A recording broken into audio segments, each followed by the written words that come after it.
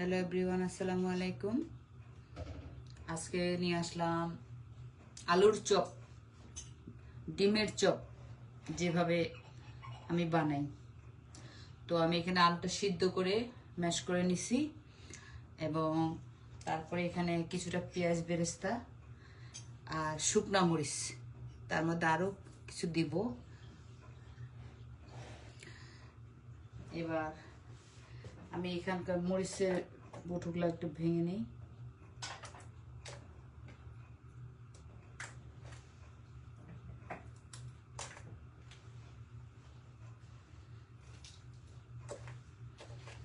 ঝালটা যে যার পছন্দ মতো দিবে।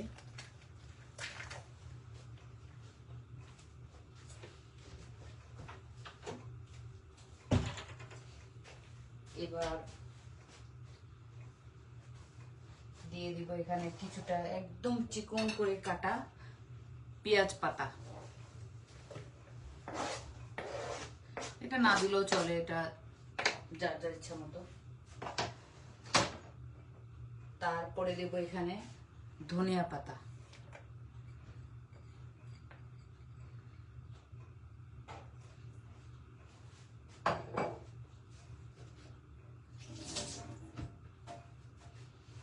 তারপরে দিব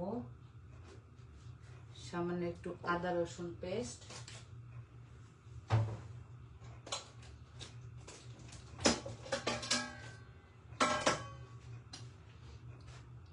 দিব একটু হলুদের গুঁড়া,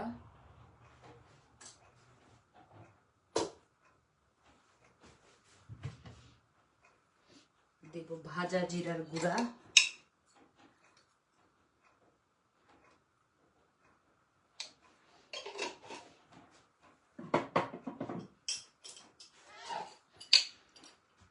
দেব এখানে একটু ধনিয়া, ভাজা ধনিয়া গুঁড়া,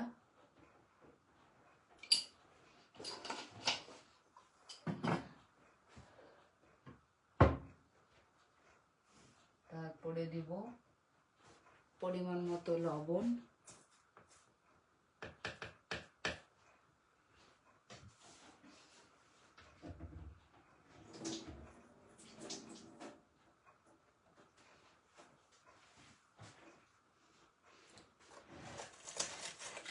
এবার এটাকে ভালো করে মরিচটাকে আগে ভালো করে গুঁড়া করে নিতে হবে।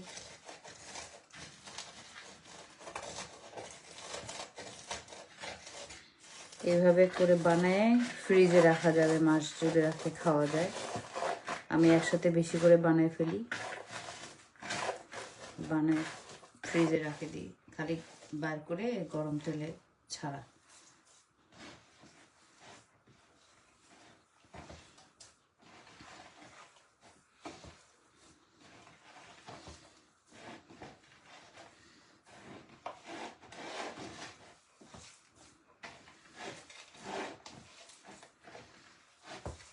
অনেকে ভাবতে পারে গ্লাভস লাগায় কাজ করা, আমি কিন্তু গ্লাভস পছন্দ করি না। আমার কাছে গ্লাভস লাগায় কোনো কাজে ভালো লাগে না, আমার খাইতেও রুচিতে বাদে এটা।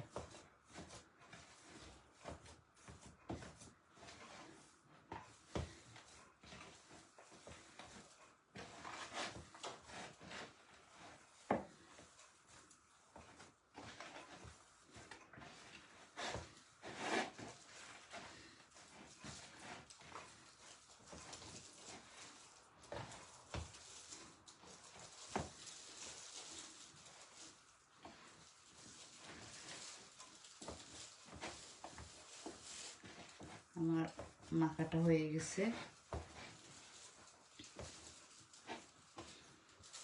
রিউনি ইয়া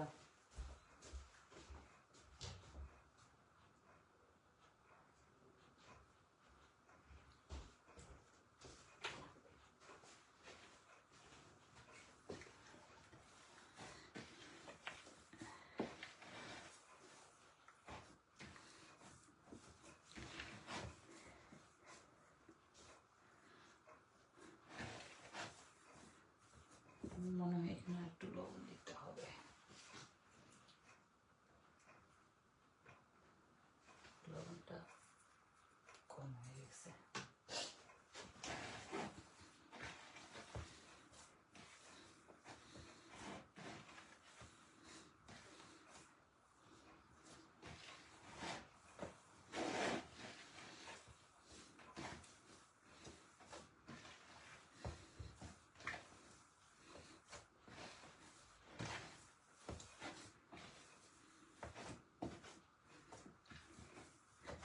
এবার আমি এখানে প্রথমে বানায় দেখাবো ডিমের চপ।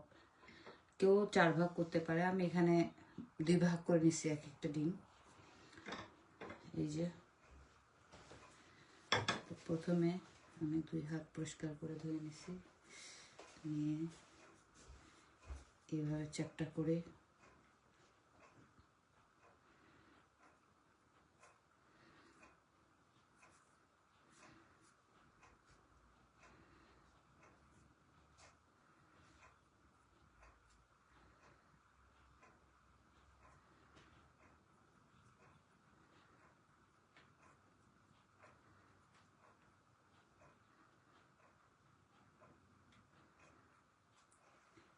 এইভাবে করে বাস বেসনে গুলায় খালি ভাজতে হবে।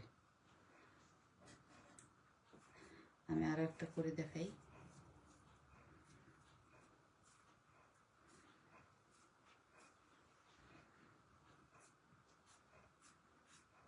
একটু পাতলা করে নিয়ে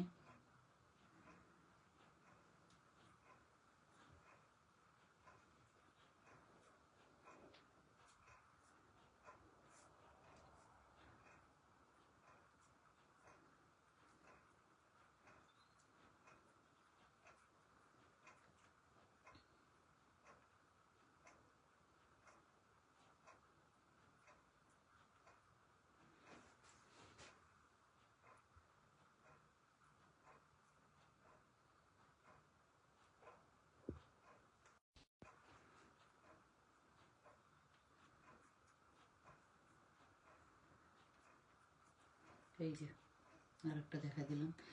এবার আমি একই দিয়ে আলুর চপ বানাবো।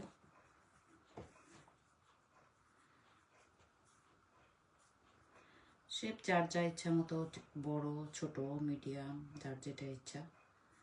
তো একটা পরিমাণ আছে, একটা সাইজ মতো করে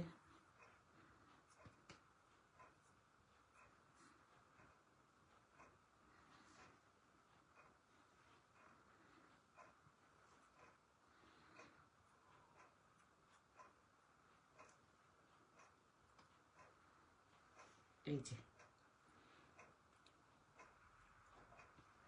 আরো একটা বানাই।